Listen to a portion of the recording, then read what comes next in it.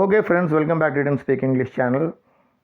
இன்னைக்கு நம்ம பார்க்க போகிற topic spot the error from common mistakes made in English number 6. So வீடியோவை ஸ்கிப் பண்ணாமல் பாருங்கள். இந்த சேனலை சப்ஸ்கிரைப் பண்ணிவிட்டு பெல் ஐக்கானை கிளிக் பண்ணிக்கோங்க. ஆல் என்ற ஆப்ஷனை சூஸ் பண்ணி வச்சுங்க. அப்போ தான் நோட்டிஃபிகேஷன்ஸ் உங்களுக்கு வந்து சேரும். Please use headphones for better audio quality. So இந்த வீடியோக்குள்ளே போகிறதுக்கு முன்னாடி ஒரு small motivational statement. My eyes carry hope of tomorrow with the vision of today.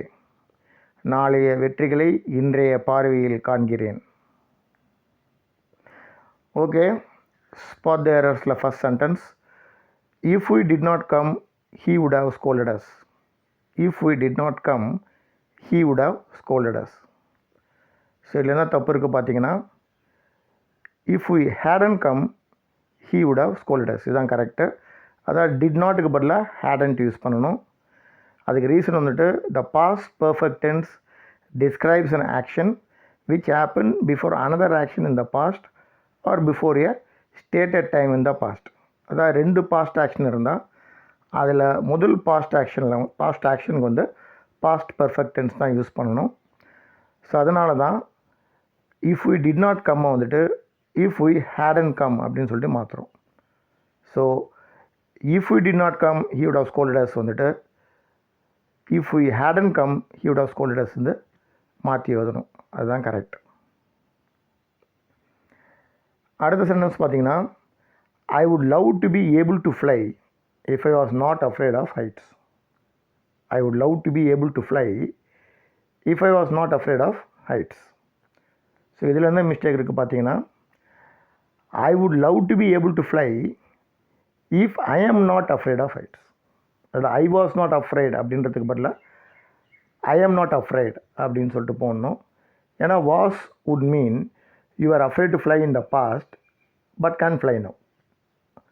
So if I was not afraidன்னு சொன்னால் முன்னாடி பறக்கிறதுக்கு பயந்துக்கிட்டு இருந்தீங்க, இப்போ உங்களுக்கு பயம் இல்லை அப்படின்ற மாதிரி ஆகிடுது.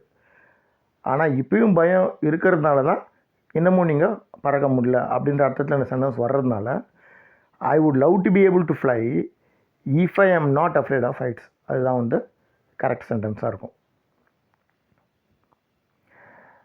ஓகே, அடுத்த சென்டென்ஸ் பார்த்தீங்கன்னா, I told hi to Gopal but he didn't respond.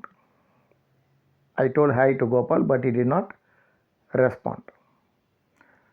அது கரெக்ட் வந்து பார்த்தீங்கன்னா, I said hi to Gopal but he didn't respond.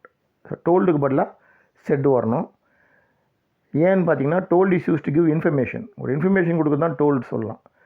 Set is use to mention conversations. ஒரு பேசுகிறத சொல்லணும்னா செட்டு சொல்லலாம்.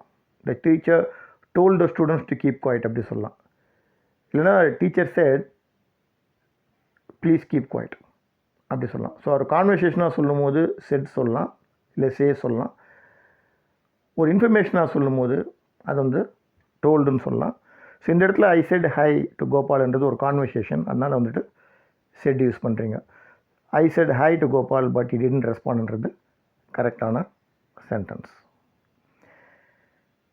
அடுத்த சென்டென்ஸ் பார்த்தீங்கன்னா, if I had been in a hurry I would have went without waiting for you. If I had been in a hurry I would have went without waiting for you. Okay, so இதில் என்ன தப்பு இருக்குது பார்த்தீங்கன்னா, if I had been in a hurry I would have gone without waiting for யூன்னு வரணும். அது வெண்ட்டுக்கு பதிலாக கான் அப்படின்னு சொல்லணும். ஏன்னா past participle form of work must be used after had or have.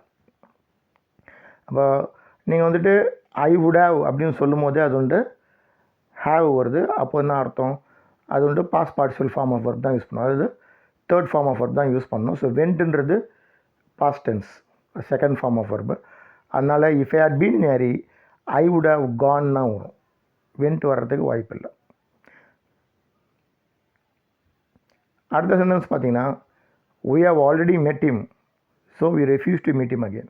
We have already met him so we refuse to meet him again. இதுலேயும் வந்து சின்ன சென்டென்ஸ், சின்ன ஒரு மிஸ்டேக் தான் இருக்குது. அது என்னன்னு பார்த்தீங்கன்னா, we had already met him so we refuse to meet him again. அதாவது ஹேவுக்கு பதிலாக ஹேட் வரணும். அதுக்கு ரீசன் என்னன்னா, place had before the main verb of the action that ended first among two past actions. So ரெண்டு past ஆக்ஷனில் first ஆக்ஷனுக்கு முன்னாடி had போடலாம். had தான் போடணும், have போடக்கூடாது. அது ப்ரெசண்ட் பர்ஃபெக்ட் டென்ஸுக்கு பதிலாக பாஸ்ட் பர்ஃபெக்ட் டென்ஸ் போடணும். So we had already met him, so we refused to meet him againன்றது கரெக்டான சென்டென்ஸ். அடுத்த சென்டென்ஸ் பார்த்தீங்கன்னா, now the time was to meet his fans and he came down to meet them. Now the time was to meet his fans and he came down to meet him. இதில் எப்படி சொல்லணும்னா, now was the time to meet his fans.